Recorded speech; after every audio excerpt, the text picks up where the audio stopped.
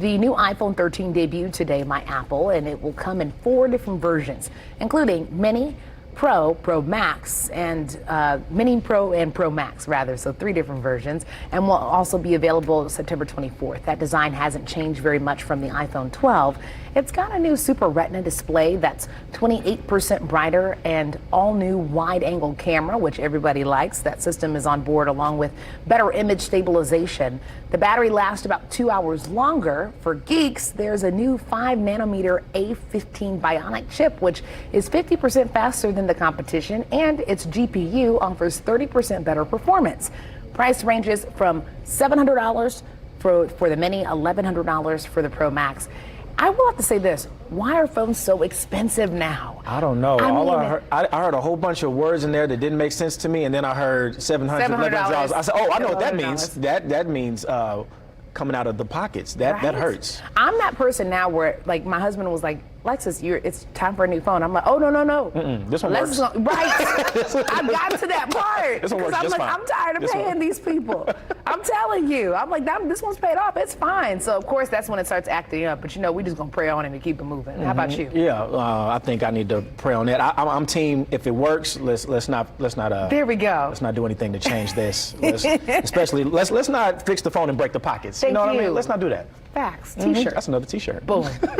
All right, guys, so the coronavirus has a new side effect. It's ending friendships. Vaccinated Americans are dumping friends who refuse to get vaccinated and vice versa. A survey by one poll finds 16% of respondents have axed at least 3 pals from their lives since March of 2020. Of those who ended a friendship, 66% are vaccinated, 17% don't plan to get the shot. In fact, the vast majority of vaccinated people, 97%, consider their ex-friends to be full-blown anti-vaxxers who will, quote, never understand the importance of the vaccine. The study also found a majority of Democrats, 81%, are vaccinated, while only 64% of Republicans are. A couple things about this. What you got? So, surprisingly enough, with my family and friends, like my immediate family and friends, we all have been on the same page. Right.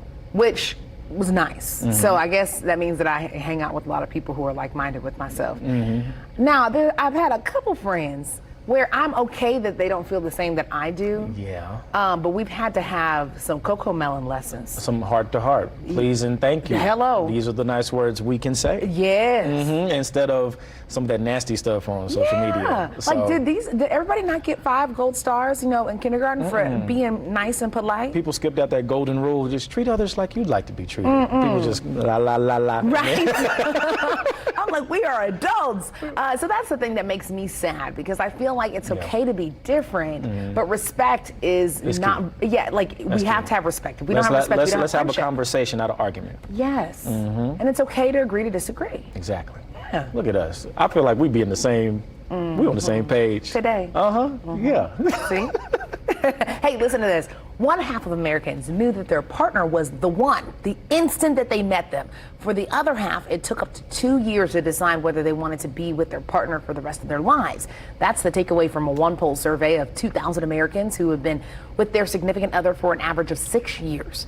When a partner introduced them to their friends and their parents, that was a sure sign that they're no longer just casually dating. And finally, 2/3 of engaged or married respondents prefer to wear just their engagement ring instead of using a separate band. What do you think about this? Interesting. I was going to ask you the same thing, because you went through that entire process. Yes. So, I know how you feel about, taking Reggie back to your folks. That was big time. My family, they know that I'm very hard to get through. So if I'm bringing somebody home, they're like, oh, this you've been is through the gauntlet. serious. You battle tested. Oh, man, this person must pay their taxes. This is great. That's how my family feels. But I will say, the first time I met Reggie, and it's so weird. We were always friends in college. We never dated. But I remember meeting him and thinking, I kid you not, this is exactly what I said in my head. I was like, it's great to meet a bunch of people, because you never know when you might meet your husband.